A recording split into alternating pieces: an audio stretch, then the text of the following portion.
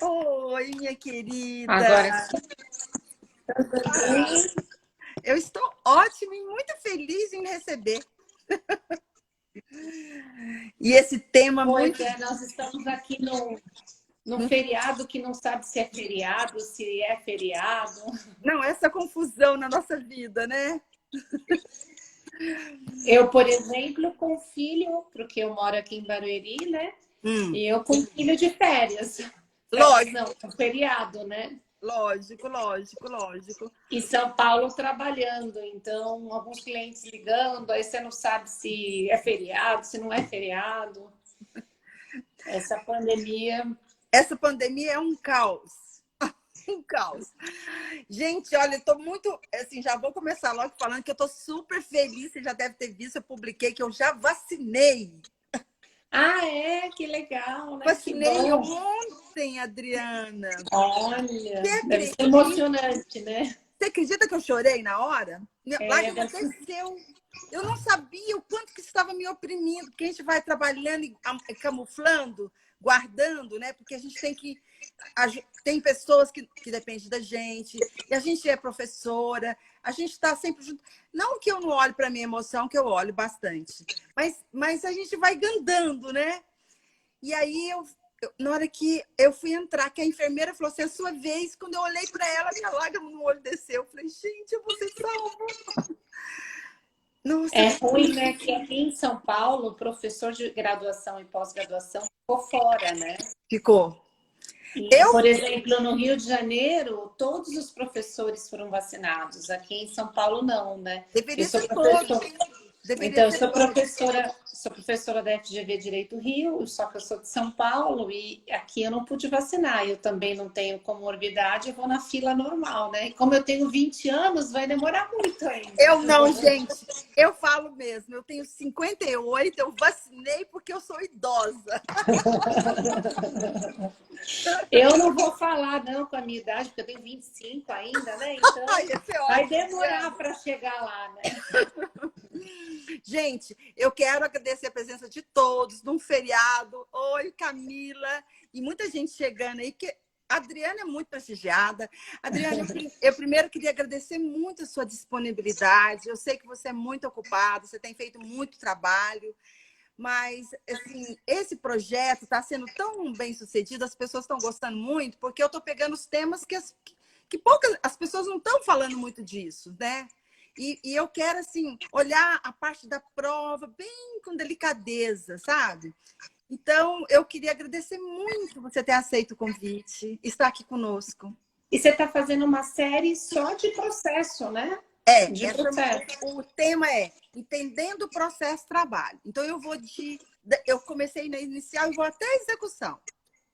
Oh, entendi. Que bacana, né? É muito, dá para Até seguir para a os base. alunos, até para os alunos fazerem uma revisão, né, do conteúdo, do Exatamente. processo de Olha, trabalho. nós já falamos de inicial, falamos de contestação, agora você falará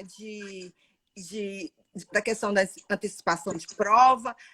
Teremos agora, nós teremos reconvenção. A Letícia, que falaria ontem, ela teve um imprevisto, não teve a live, mas a gente vai remarcar. Viu, gente? Quem não viu ainda, nós vamos fazer a live, que era para ser ontem, mas houve um imprevisto. Imprevisto ocorre e a gente tem que lidar com isso, né? E aí a gente vai falar também sobre a questão da questão da prova do INSS, sobre fazer quesitos, coisas bem, sabe, cotidianas. Perfeito. Você congelou para mim. Ah? Você congelou, voltou. Não, eu congelei?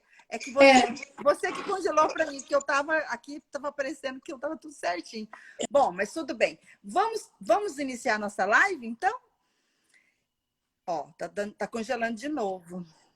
Olha, o Gabriel entrou. Boa noite, Gabriel. A eu Márcia. voltei? Voltou, você Eu voltou. caí? Ah, tá, não tô me vendo aqui. Você está Oi, congelada. Gabriel, tudo bem? A Márcia, tantos queridos, né? Você está congelada para mim aqui. É. Voltou de novo. Agora eu não estou me vendo, não. Eu estou te vendo. Tá tudo certo, então. Tá. Tá. Pessoal, veja se vocês estão vendo a professora Adriana Calvo. Fala para mim, por favor. Duas excelentes professoras. O Gabriel não é uma graça. É um querido. é um Meu loiro. colega da PUC. Nós fizemos doutorado juntos. Ele fez a live comigo de exceção de competência. Muito Em legal. razão do lugar. Ele vai fazer outra, que já vou até avisar logo. Ó. Ele vai fazer outra comigo sobre a questão depois da emenda 45, a questão das competências, das relações de trabalho, que quase ninguém está usando. Gente, você está se vendo? Não estou me vendo. Você falou que está tudo ok? Eu estou vendo, quero saber. Estou vendo e ouvindo ambas.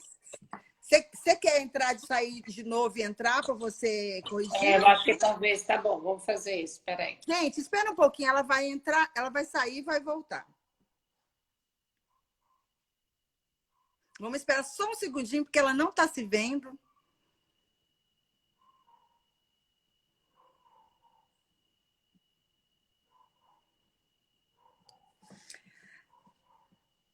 Gabriel.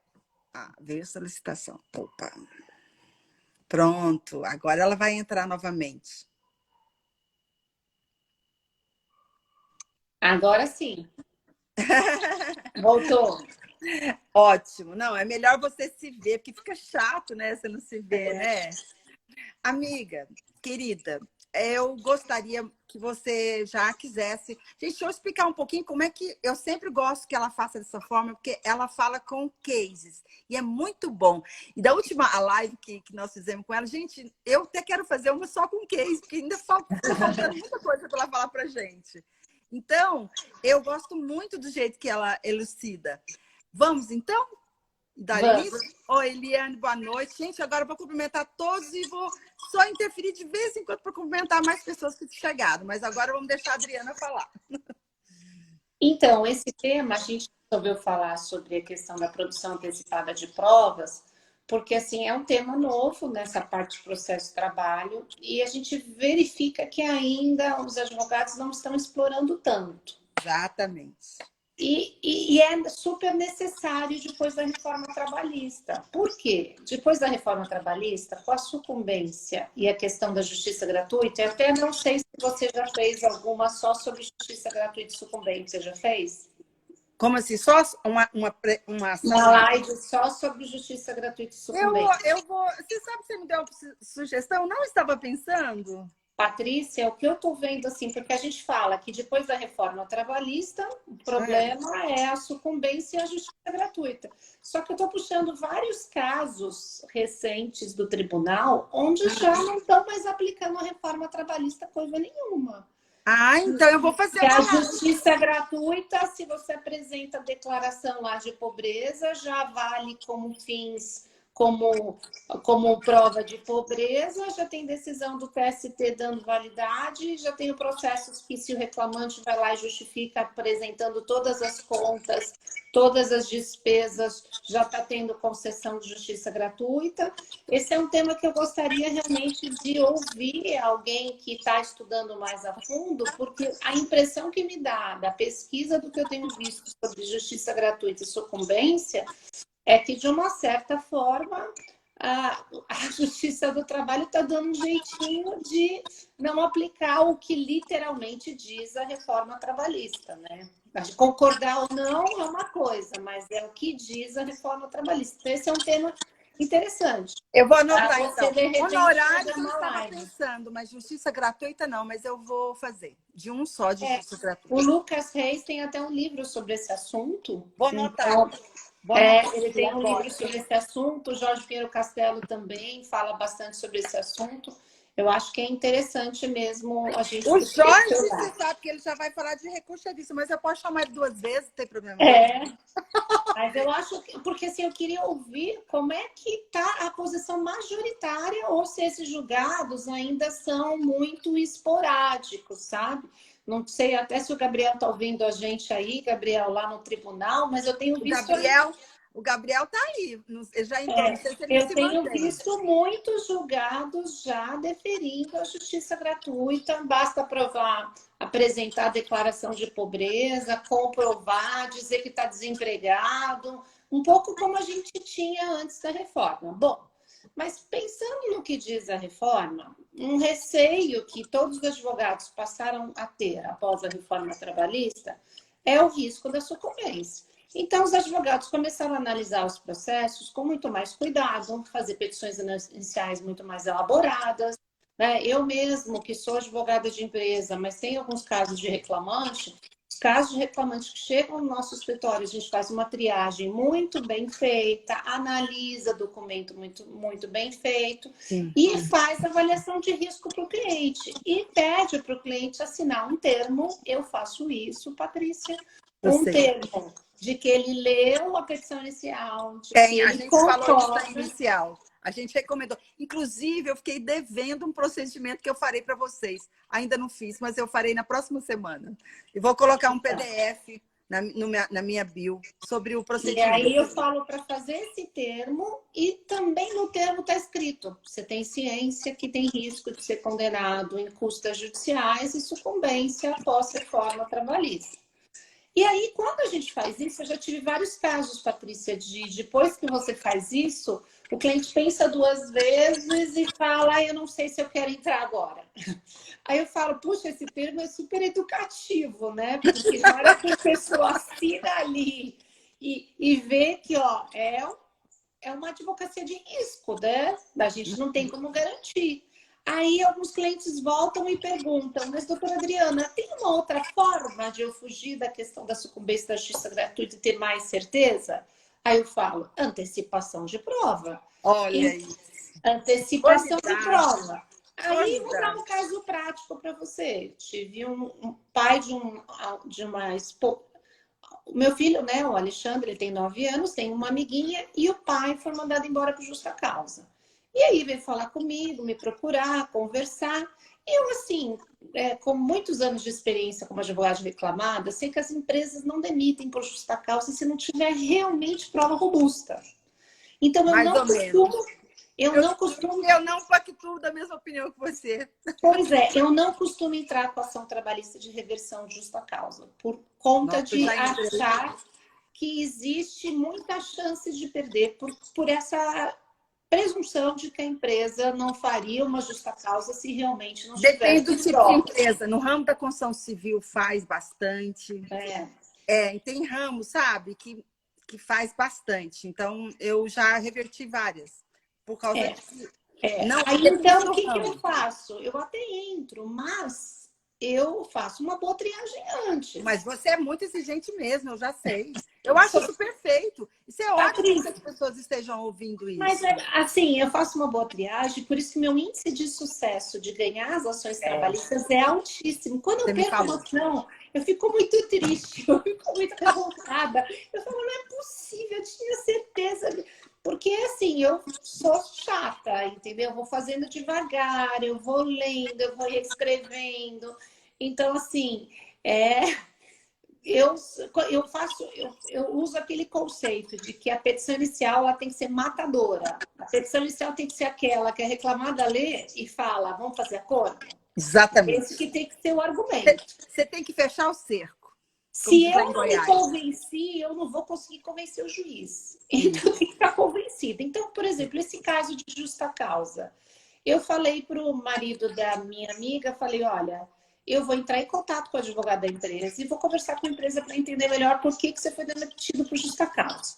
Entrei em contato com o advogado da empresa, falei para o advogado da empresa, olha, sou advogado de fulano X, e eu gostaria de ter acesso às provas de que comprovam realmente a justa causa, porque ele me procurou para entrar com a ação trabalhista e se de fato a empresa tiver provas e ele realmente tiver praticado a justa causa, eu não vou pegar ação e não vou entrar com essa ação. Aí a advogada fez uma reunião comigo, esclareceu os motivos da justa causa, mas disse que não ia mostrar nenhum documento e não ia me passar nada. Aí já está claro que não tem justa causa. E aí, a empresa alegava, inclusive na carta de justa causa, que tinha feito uma sindicância. né? Tinha feito uma sindicância. Eu falei, isso é a melhor cópia da sindicância. Aí, olha, a sindicância não entrou. Aí, notifiquei por escrito, dei prazo para a empresa apresentar a sindicância e os documentos, não respondeu. Aí, o que eu fiz? Fui para a produção antecipada de provas.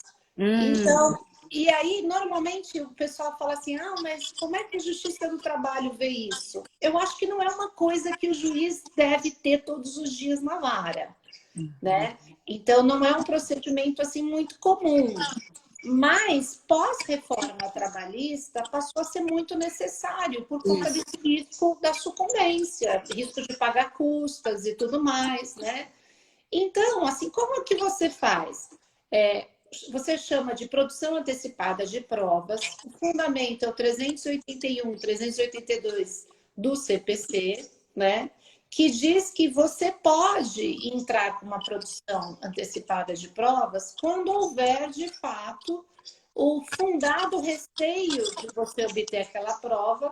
E os incisos 2 e 3 do 381 diz quando o prévio conhecimento dos fatos possa justificar ou evitar o ajuizamento de uma ação.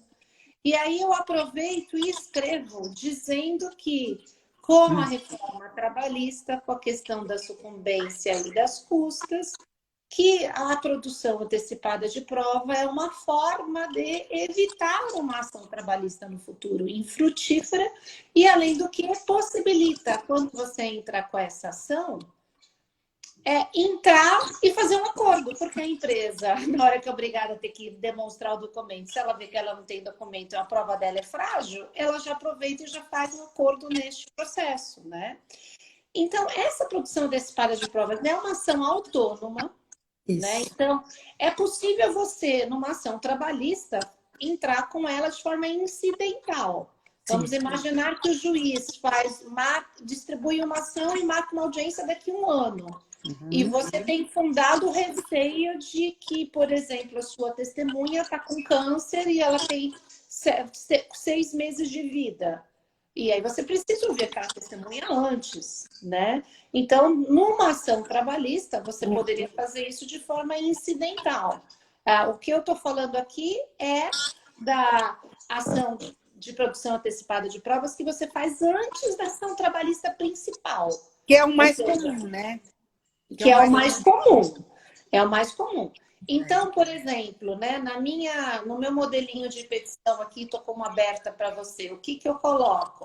Primeiro que eu coloco, ação de produção antecipada de provas cumulada com protesto interruptivo de prescrição.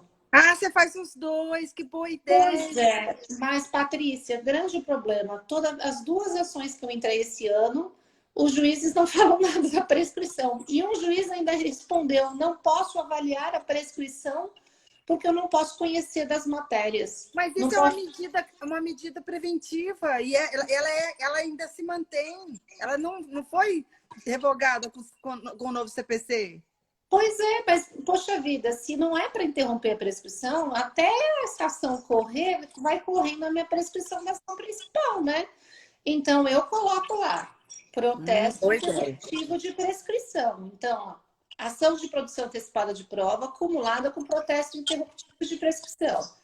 E aí eu falo rapidamente os fatos. Por exemplo, eu dei o exemplo da justa causa. Então, contei que o empregado, depois de muito tempo, foi demitido por justa causa, que a empresa na carta alega que tem uma sindicância, mas que foi notificada para apresentar cópia da sindicância e que se recusa a fornecer o acesso.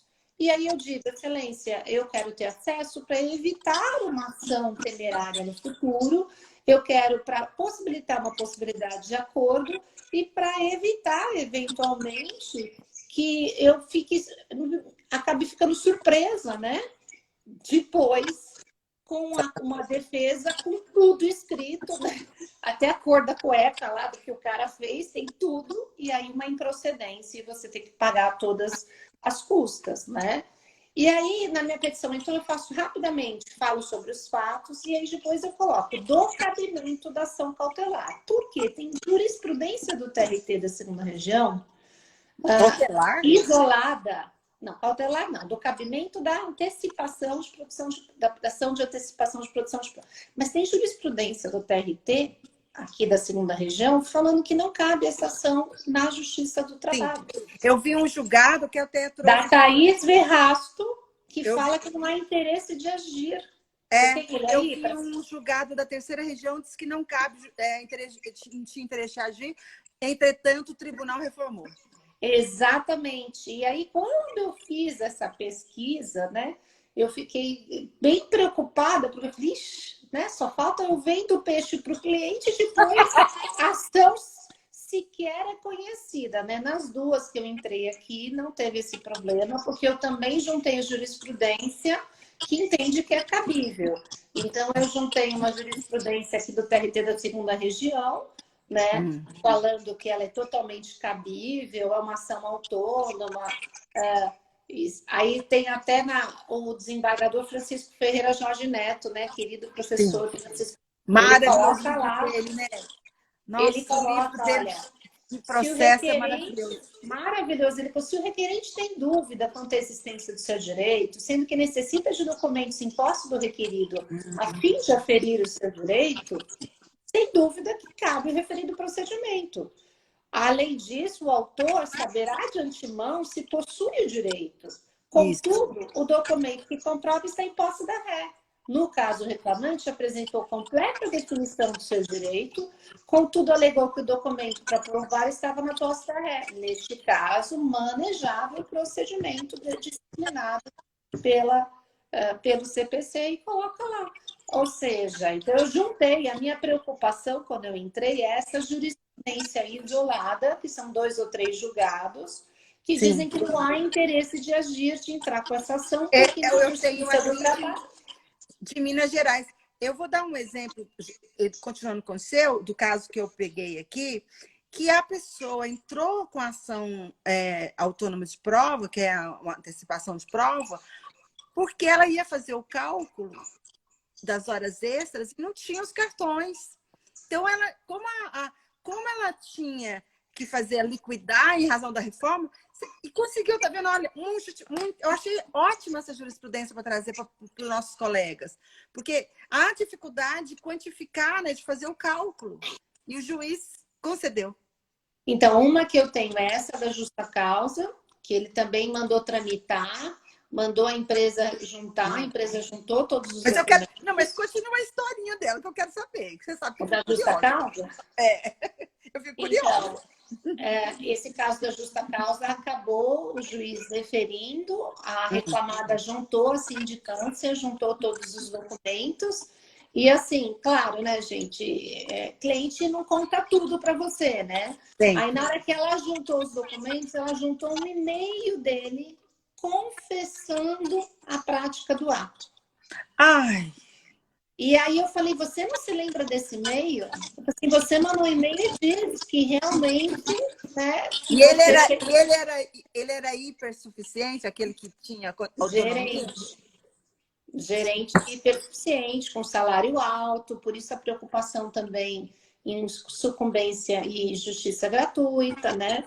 E aí a empresa junta um e-mail onde ele confessa. Só que assim, a tese o ato realmente ocorreu. Mas aí a discussão seria proporcionalidade e imediatividade da pena. Porque a empresa demorou 4 meses para aplicar a justa causa. E, além disso, ele confessou o ato, mas ele tinha mais de 10 anos de empresa e o ato não era tão grave para uma justa causa de imediato. O prontuário dele era limpo, nunca tinha nenhuma advertência, nunca teve nenhuma suspensão. Ele confessou que fez, mas não que isso que aquele ato era suficiente para uma penalidade. Quando ele escreveu o e-mail e confessou, o que aconteceu? A empresa já deveria ter demitido, imediatividade. Ele confessou. Só que a empresa ainda fez a sindicância, os Estados Unidos ainda foi apurar o fato para fazer o relatório. Quando o relatório veio, demitiu. Só que 1 mês antes do relatório, ele passou por uma avaliação de desempenho e foi promovido. Ai, perdão tácito. Perdão, é uma coisa estranha, é um caso bem polêmico, ou seja, imagina, ele pratica a falta, Mando, a empresa questiona sobre o comportamento, ele confessa o comportamento, depois fica tudo em silêncio, nada acontece. A empresa começa a fazer uma sindicância lá nos Estados Unidos. Um mês depois, a empresa faz uma avaliação dele de desempenho e põe ele no alto desempenho e promove. Passa-se 20 dias, termina o relatório da sindicância nos Estados Unidos e a empresa demite por justa causa. E, assim, o pessoal já está querendo saber reverter. Eu quero saber o resultado! Eu quero saber o resultado! Sou doida já! Você acha que eu vou ficar... Na verdade, o que acontece? Ainda não entrei com a ação principal, né? Então, eu entrei com a antecipação de provas, aí eu estou aguardando a juíza dar a sentença, e aí eu ia conversar com ele para ver a questão da prova testemunhal, se ele consegue testemunha, porque ele não tem nenhuma testemunha. Né? E assim, justa causa é uma coisa que é muito de juiz para juiz. Né? Mas você vai entrar por exemplo, nesse caso, por exemplo, ele usou o carro da empresa, da frota da empresa, e teve mais de 10 multas. E aí ele pagou as multas com o dinheiro da empresa. Eu já vi com o dinheiro da empresa. Mas ele alega que a praxe da empresa sempre foi, né, pagar todas as multas. Mas eu já vi jurisprudência que multa não pode dar justa causa. Então, mas eram as multas dos veículos que ele utilizava. E não foi uma, né, Patrícia? Foram várias. Pois é. E aí a empresa, ele disse que a política da empresa é que os empregados usavam o carro da frota, a empresa pagava as multas de todos os empregados. A empresa nega, ela disse que não. Então, não é uma falta só, né? O caso aí é bem enrolado. A gente não entrou ainda com a ação principal, só entrou com a cautelar. Eu estou esperando só a juíza dar a sentença e fechar. A cautelar não, a antecipatória da prova. Que a gente tem essa... É costume. Eu faço mesmo, Adriana. Eu te corrigi só para você não ficar falando errado. Mas eu faço mesmo. Eu ainda falo cautelar. Tudo cautelar, eu tenho tudo. Mas nesse caso não é nem precisa ser principal, né? Se você quiser não entrar com ação, pode. Esse caso ela é autônoma por isso, né? Então, e assim, este caso foi isso. E o outro caso, eu entrei com a produção antecipada de prova, foi em relação a comissões. Ele era um vendedor. E o que aconteceu? Nos últimos 3 meses do contrato, ele vendeu muito. E a empresa tinha estipulado com ele 12% de comissão sobre o valor líquido de vendas. Aí, o que aconteceu?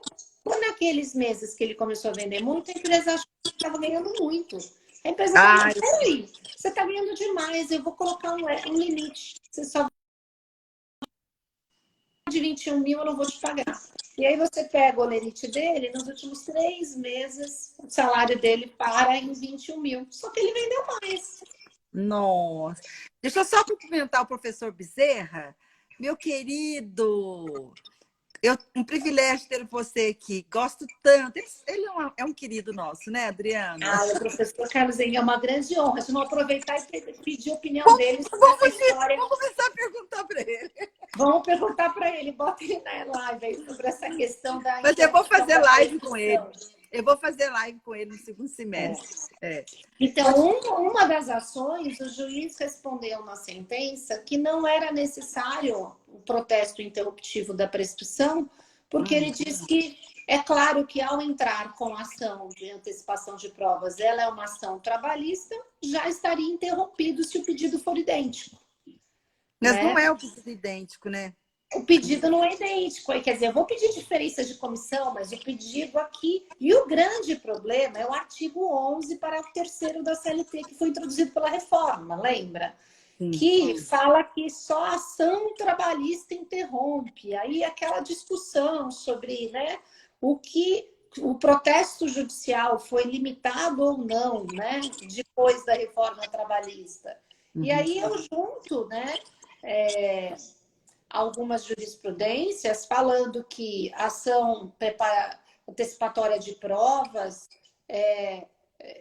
de fato uma ação trabalhista e coloca lá no sentido de que como ação trabalhista, que tem como objetivo uma futura ação principal, ela interrompe o prazo prescricional bienal em relação ao chamado direito de ação, pois o ato processual praticado subsuma-se ao contido no 212.5. Então, eu peço para o juiz se manifestar, porque imagina, ó, a diferença de comissões, se essa ação aqui demorar, por exemplo, 6 meses, 1 ano, como é que eu fico em relação à prescrição dos últimos 5 anos, né? Adriana, precisamos cumprimentar a professora Esperança, que está nos assistindo, que é uma graça conhecida de nós duas, e o professor Elson. Gente, muito obrigada pelo privilégio de estar aqui conosco. O pessoal gosta desse assunto, né?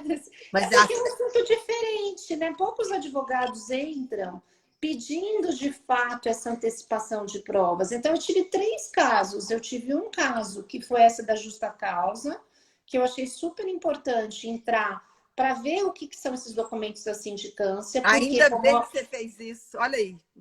Apareceu coisa que eu não ia saber, né? Não. E essa história de e-mail dele confessando, não lembra do que ele confessou. Precisa avaliar, precisa saber. Porque com essa prova da a ação de antecipação de prova, agora, quando entrar com a ação principal, eu redireciono melhor a petição inicial.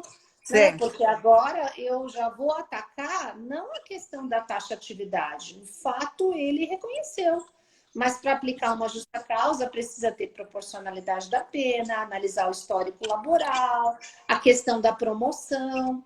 E a advogada, quando ela contesta a ação, ela junta os documentos e ela contra-argumenta o meu argumento da promoção, que é um erro. Porque essa ação não é de necessário. Não é necessário. Essa ação de produção de prova é muito importante. Entra no se mérito. você tiver não entra no mérito. É um pedido para juntar documento, é um pedido para ouvir uma testemunha, é um pedido para fazer uma perícia, é uma produção antecipada. O juiz não entra no mérito. Não. Só que a advogada, na hora que ela for juntar os documentos da sindicância, ela já se manifesta. Não, porque a promoção não significa que a justa causa não foi válida. E ela confessa a promoção. E eu nem tinha a prova da promoção, porque ele não tinha a promoção por escrito. Ele não tinha promoção. Ele não ficou com cópia. Uma coisa que eu aprendi com a professora Carla Romar é isso. Fale o mínimo, porque você vai falando, você corre um risco enorme. Fale o mínimo.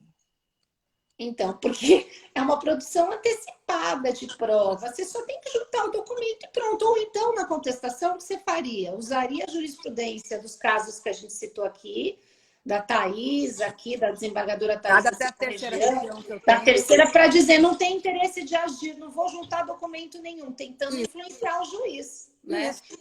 Que entre com a ação principal. Entra com a ação principal e você vai querer discutir. Não cabe esse tipo de ação no trabalhista, como a gente falou dessas 2 decisões.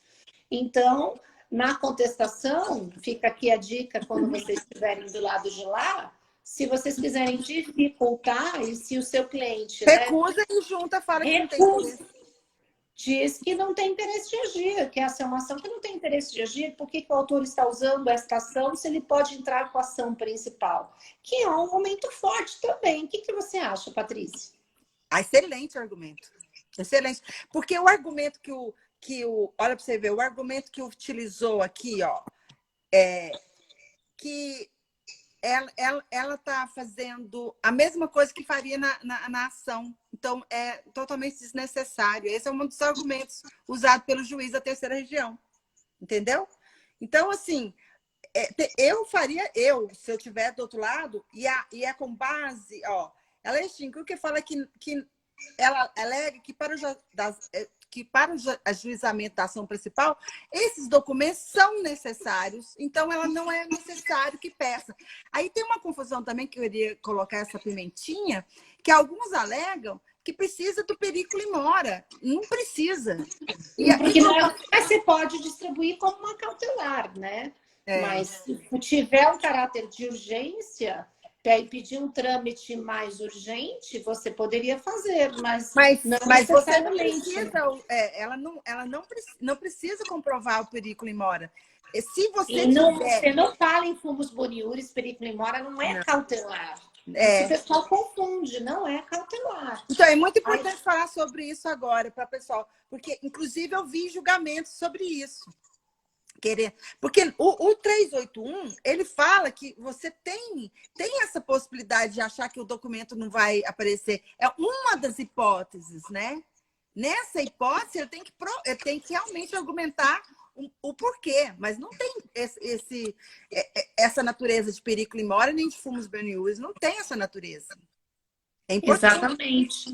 E uma coisa também que é muito interessante é que eu junto aqui de jurisprudência, eu juntei uma jurisprudência, eu não sei se é essa mesma de Minas que você viu, que fala mandado de segurança, ação de produção antecipada de provas, cabimento no processo de trabalho, determinação para exibição de sindicância contra o impetrante, direito à informação, a produção Bom antecipada de argumento. prova, Bom prevista argumento. no artigo 381 do CPC, é plenamente aplicável e compatível com o processo de trabalho, sobretudo para que o empregado conheça a sindicância e demais documentos elaborados pelo empregador, com o intuito de comprovar eventual dispensa por justa causa. Direito à informação e inteligência, artigo 5º, inciso 14 da Constituição Federal. E adivinha quem é que deu esse voto? Quem? Pepe Chaves, né? Ah! Deixa eu ler essa aqui para o pessoal. Olha aqui.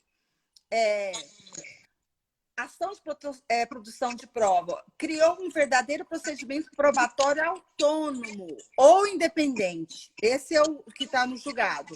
Ou que tem como corolário o reconhecimento do direito autônomo à prova no sentido de direito cujo exercício não se vincula necessariamente a um processo judicial instaurado. Aí ele fala no 381, o inciso 1, 2 e 3, ele diz que não precisa comprovar. Pode. A prova poderá ser produzida de forma antecipada, quando haja fundado receio, quando a prova é suscetível de autocomposição, que é os argumentos do 1 ao 3, né? Aí, eu vou resumir para não ficar, por causa do seu tempo também. Aí, o que ele fala? Nota-se que o CPC de 2015 não tratou do tema ao disciplinar tutela de urgência, o que significa dizer que a antecipação de prova não depende necessariamente da presença do denominado perigo mora.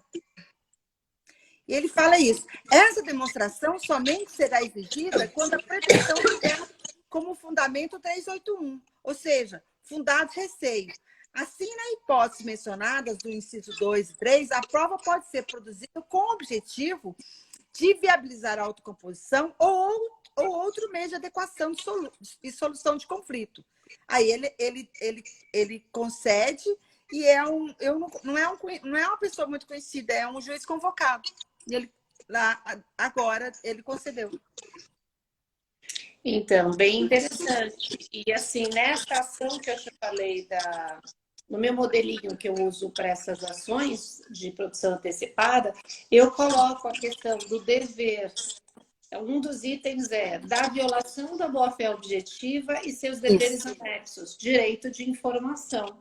Então, essa é um argumento maravilhoso, hein? Então, eu não sei se eu tenho influência muito do direito americano, né? Porque como eu morei um ano lá, gosto muito do direito americano. O direito americano, ele trabalha muito com discovery, que é a fase de produção de provas antes da ação judicial.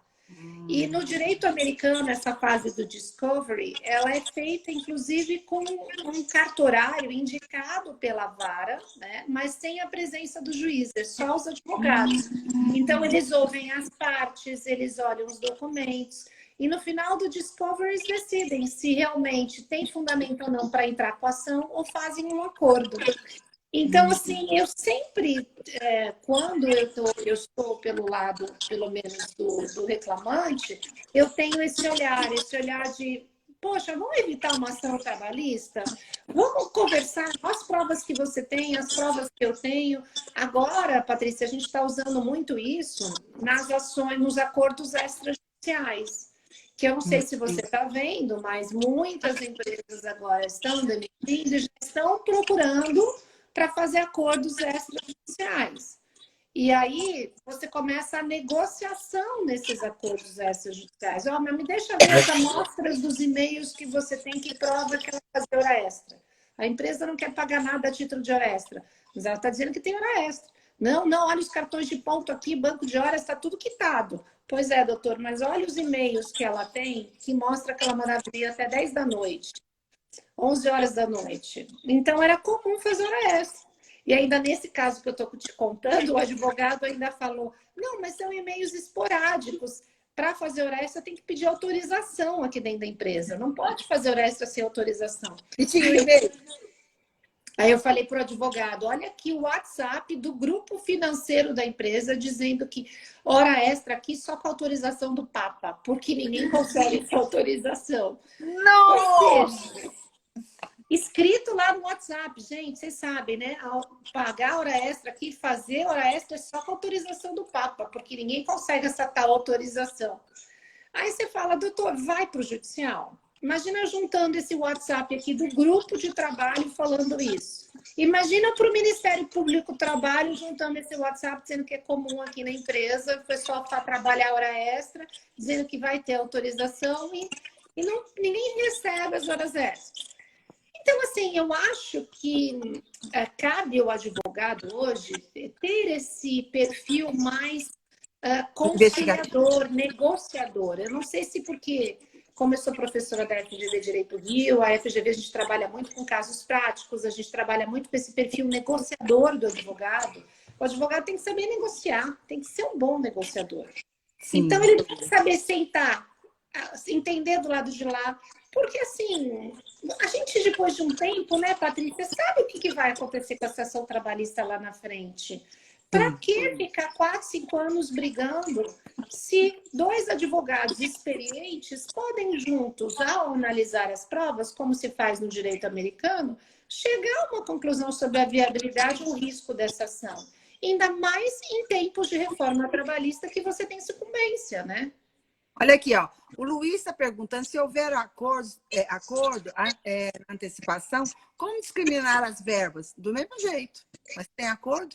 Pode fazer da mesma forma. É a minha opinião. O que é a sua opinião, Adriana? Então, nesses dois casos não teve acordo, tá? Mas aí, como a ação de antecipação de provas, ela não tem um pedido condenatório e você não coloca o valor da causa é R$1, R$10, R$100. Por isso que se entra com a produção antecipada, porque o cliente não tem um risco. Se ele analisar os documentos e os documentos foram contrários a ele, ele desiste de entrar com a ação trabalhista e evita uma ação trabalhista e o risco da sucumbência. Então, assim, existe o risco, num desses casos, eu tinha uma audiência de conciliação marcada e eu conversei com o assistente do juiz. E o assistente do juiz disse que ele não homologava acordo nessa ação.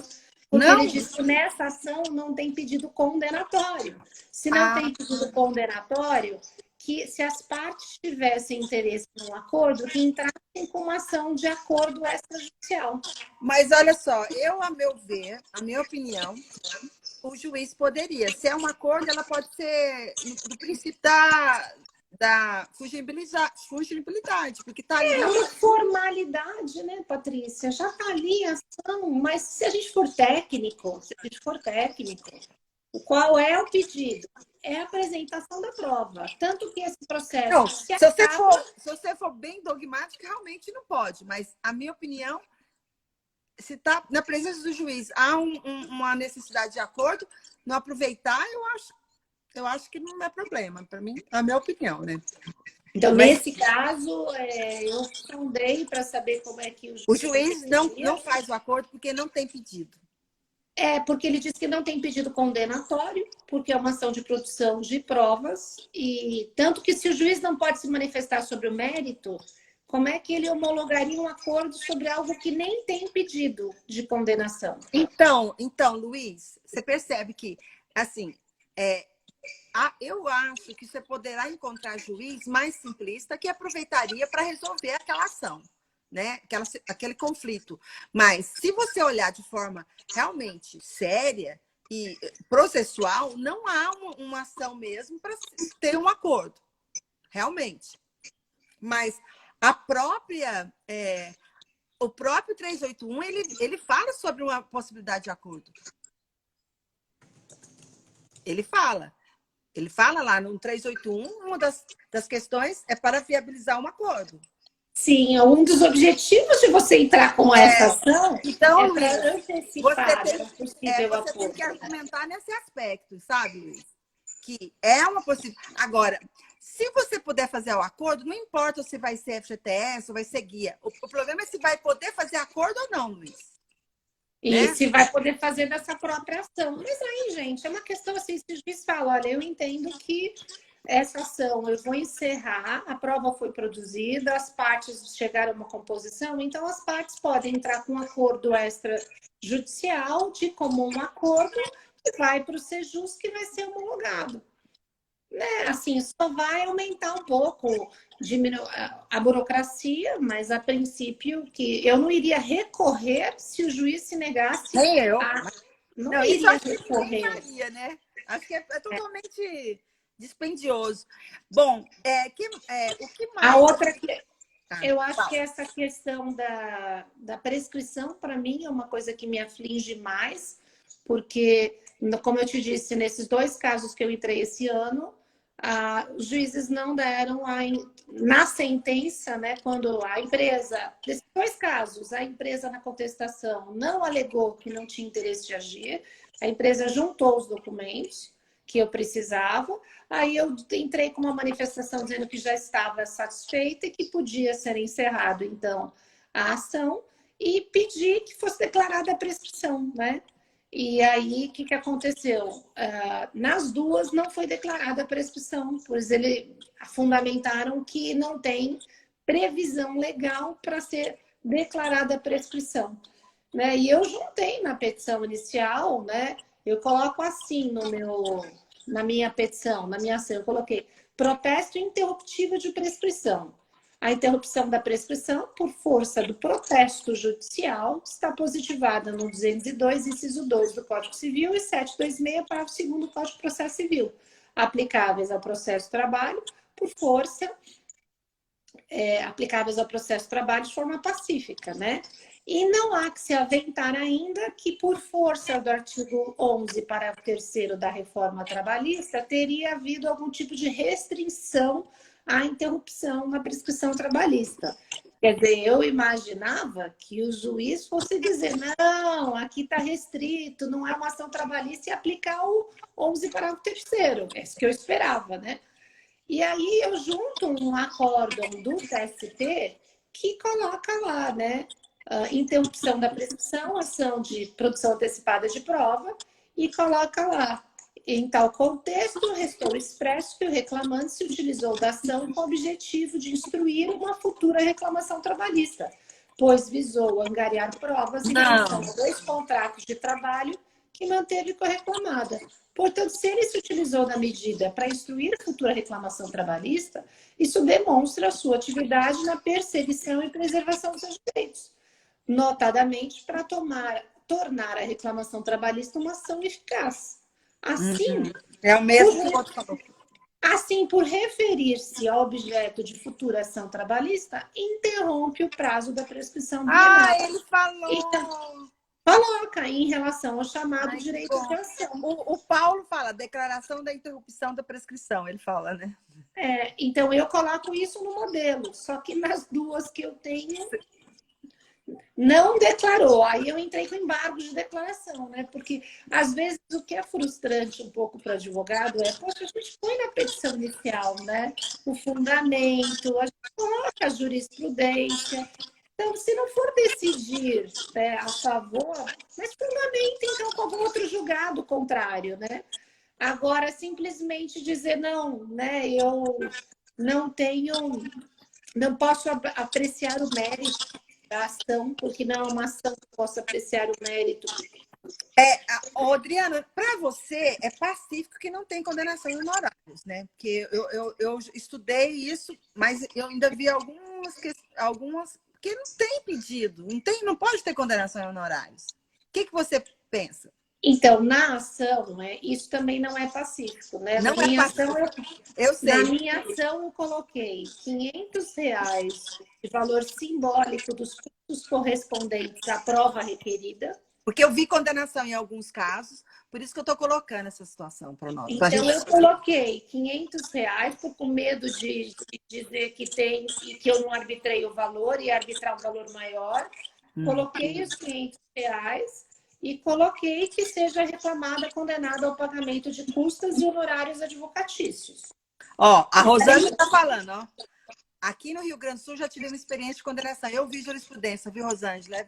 Depois precisava ver qual é o argumento, né? Porque não tem pedido, não tem condenação, é um absurdo. Eu vi também. Que você... Aí, Adriana, e o que aconteceu nos seus casos, Adriana? Eu estou até pegando aqui a sentença nesse aqui. Num dela escreveu assim: apresentados os documentos cuja prova antecipada o autor pretendeu produzir, dou por finalizado o procedimento, destacando ao autor por seu patrono que, nos termos do parágrafo 2º do artigo 382 do CPC, o juiz não se pronunciará sobre a ocorrência ou inocorrência do fato, nem sobre a respectiva consequência jurídica. Isso. Razão por que causa estranheza a pretensão de que seja apreciado o pedido da exordial de protesto interruptível de prescrição. Ah, mas aí... Por isso, e aí colocando, em se tratando de procedimento em que não há sucumbência e devida também a pretensão a honorários sucumbenciais. Ô, Rosângela, deixa eu só falar aqui um pouquinho. Rosângela, pega a jurisprudência daqui de São Paulo que não condena honorários, que aí você tem argumento aí para o Rio Grande do Sul. Né? Ó, aqui, neste caso, diz, ó, em se tratando de procedimento que não há sucumbência, porque não há perder ou ganhar, é só juntar... Não tem condenação, né?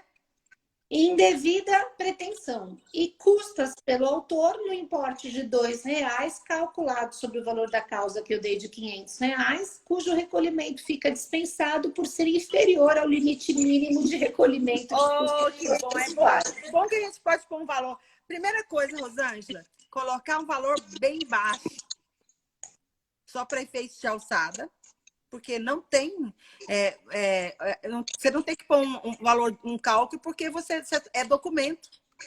Não tem condenação, ela não poderia, porque não está aplicando o 381. Quem condena em honorários? Não está.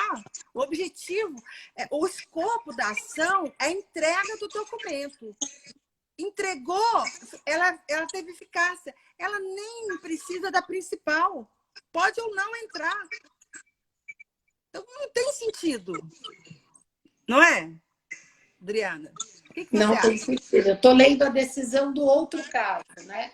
No outro caso, o juiz deu justiça gratuita, reconheceu justiça gratuita, declarado na inicial insuficiência econômica da parte autoral, acompanhada de declaração de pobreza, razão pela qual, com fundamento no 790, parágrafo 3º, não obstante o resultado da demanda, defira o benefício da justiça gratuita.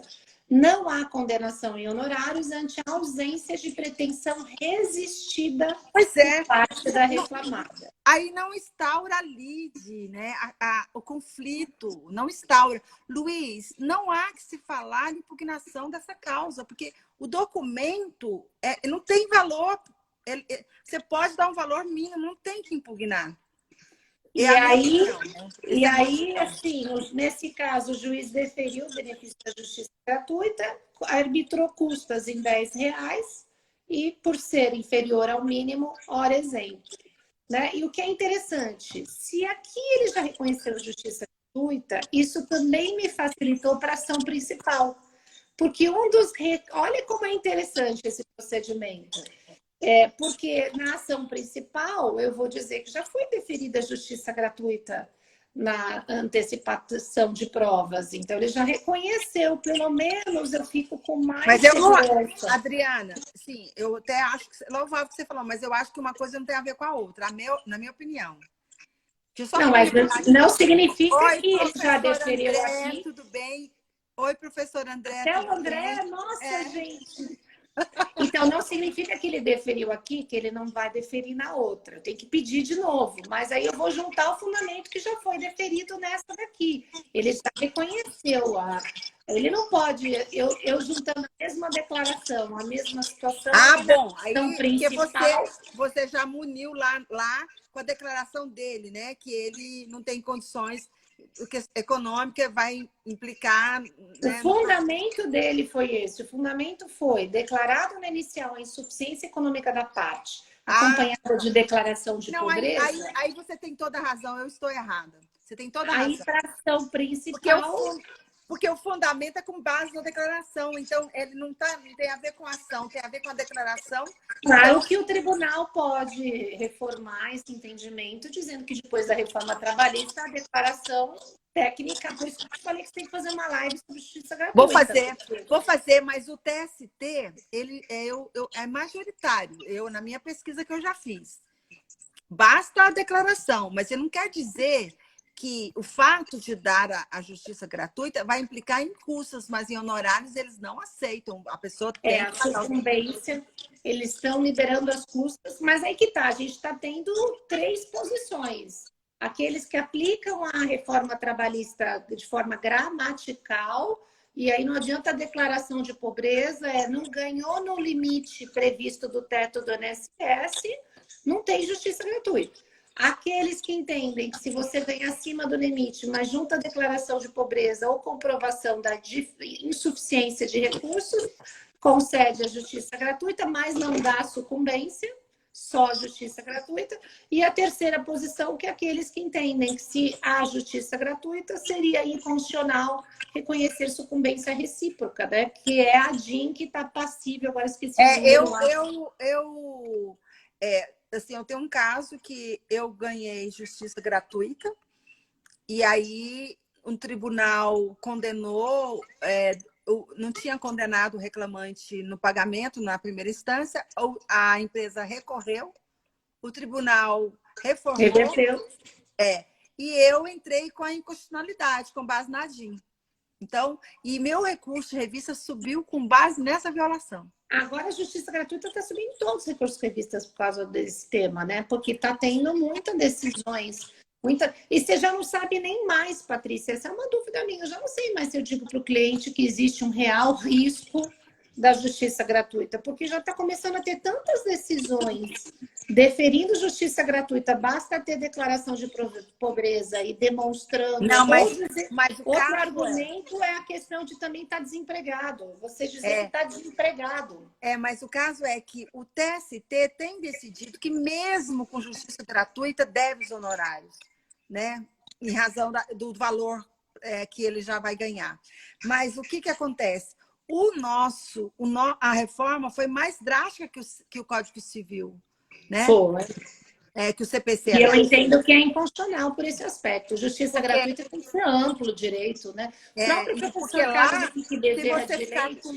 se você ficar com 2 anos com dificuldade para pagar, não cobra mais, não é? Aqui não.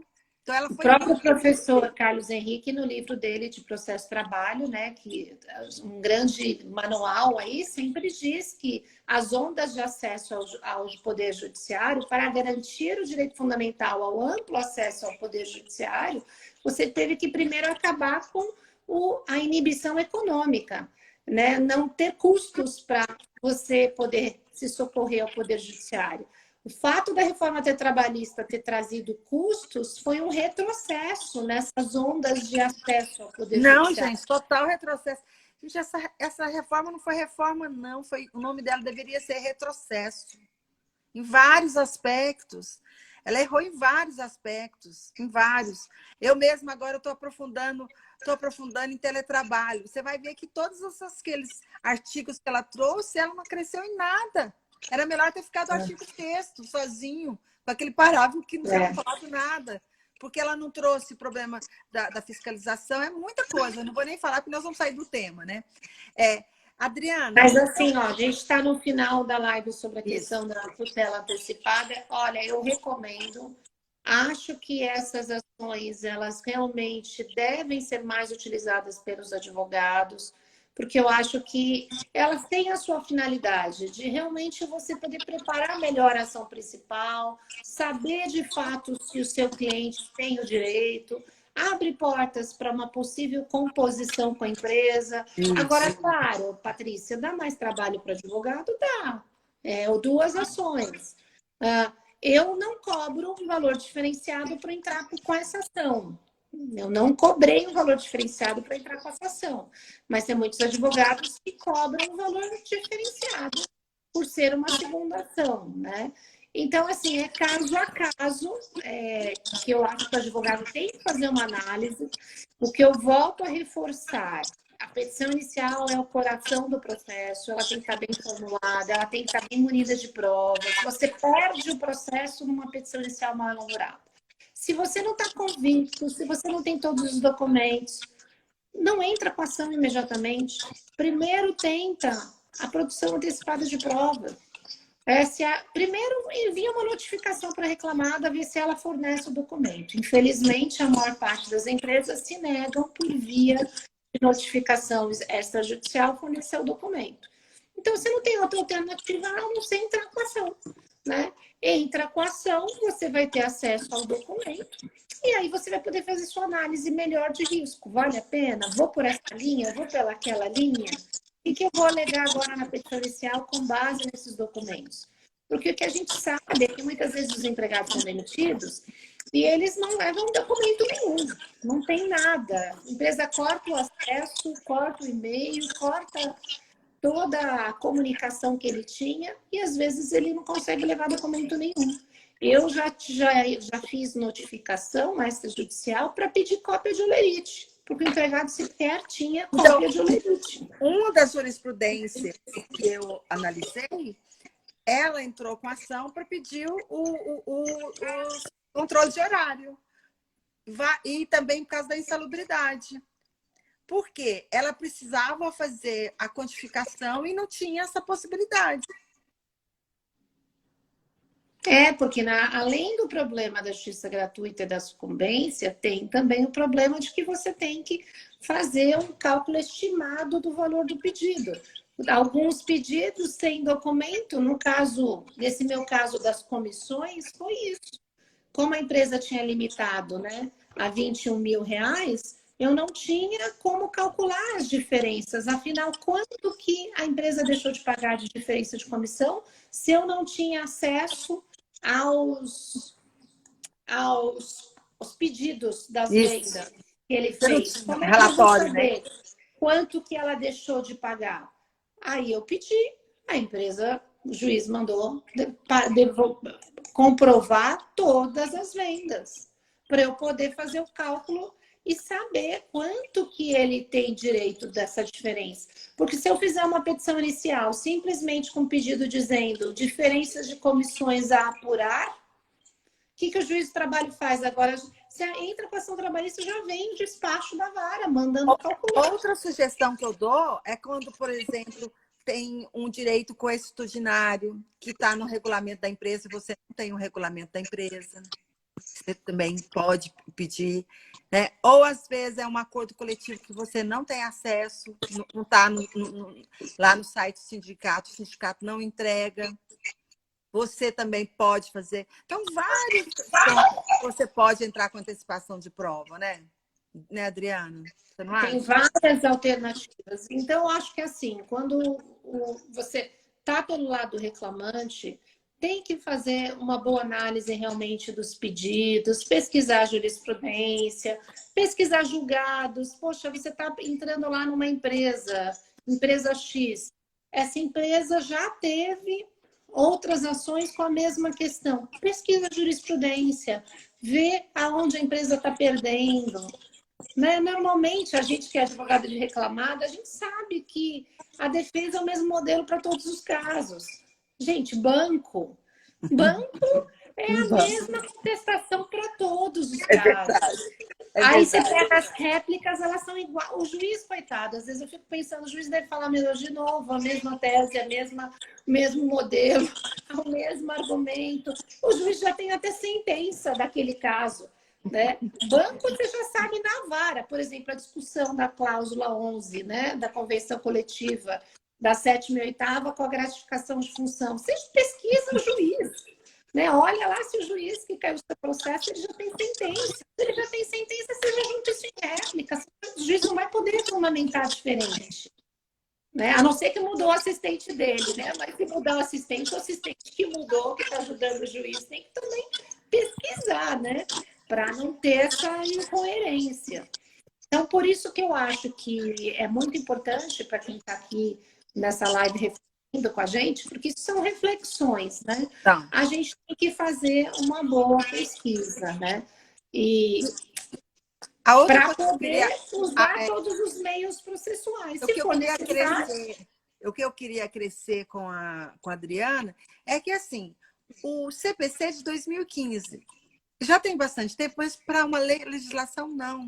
Então, assim, às vezes, há uma dificuldade do juiz, porque é conservador, de acolher essa ação. Então, o que vocês têm de fazer é fazer uma coisa bem fundamentada, com a jurisprudência daquela região, e já pegar a jurisprudência que é controvertida e já refutar lá na própria petição. Entendeu? Vocês não têm que esperar para depois. O advogado tem que se já cautelar desde o início. Então, você já faz os argumentos que são convincentes e os contra-argumentos já vai falando de uma forma mais sutil, não muito evidente, né? E porque, na verdade, é uma situação que ainda muitos são resistentes. Porque você fala assim, mas já vai ter o processo principal, para que eu ter dois processos? Na verdade, existe uma dificuldade por isso, né, Adriana? Porque ele pensa assim, E, Patrícia, tem outro detalhe, né? O Jorge Pinheiro Castelo falou para mim assim, que as petições iniciais dele, ele já faz pensando no recurso de revista. Ele já coloca os dispositivos da Constituição, da lei federal, já lá na petição inicial. E é o certo, se você for pensar. Já fazer sua petição inicial, já pensando no recurso de revista, né? Então, é uma peça muito técnica, que você tem que trabalhar muito bem para fazer. Isso não significa petição inicial de 50 páginas. Petição de 50 páginas não, porque tem... Pelo contrário, cada vez mais o desafio para a advocacia é saber comunicar o essencial de forma clara e objetiva e de forma sucinta. Então, não é número de páginas. Se a história de petição inicial que tem 5 páginas só para justificar a justiça gratuita, está fora... Não precisa, tá, né? Fora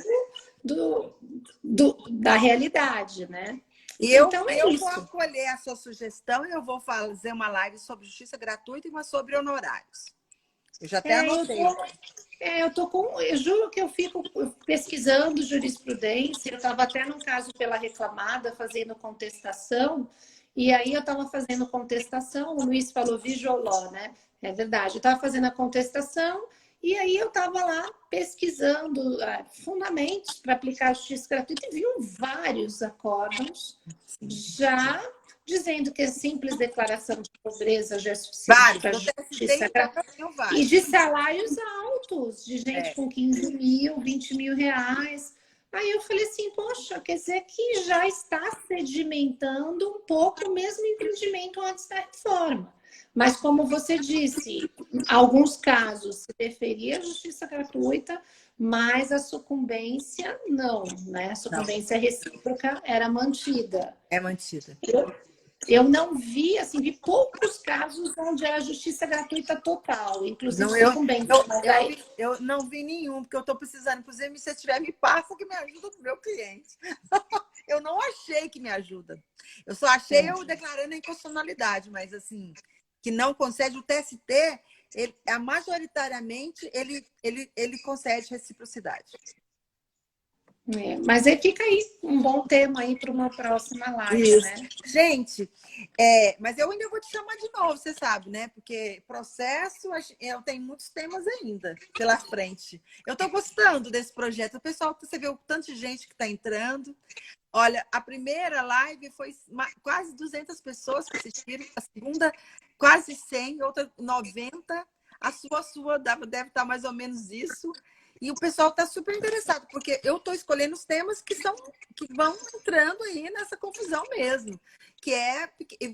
Eu vou explorar bastante a prova. Eu estou gostando muito do que a gente esse mês vai falar com o Sodero, sabe? Como utilizar a prova previdenciária na Justiça do Trabalho, que é uma coisa que a gente não tem essa intimidade com o direito previdenciário, né? Então vai ser bastante legal essas lives que acontecerão. Nós vamos ter uma live só sobre nulidade. Também bem interessante. Com o professor Rangel, uma só sobre quesitos, com o perito.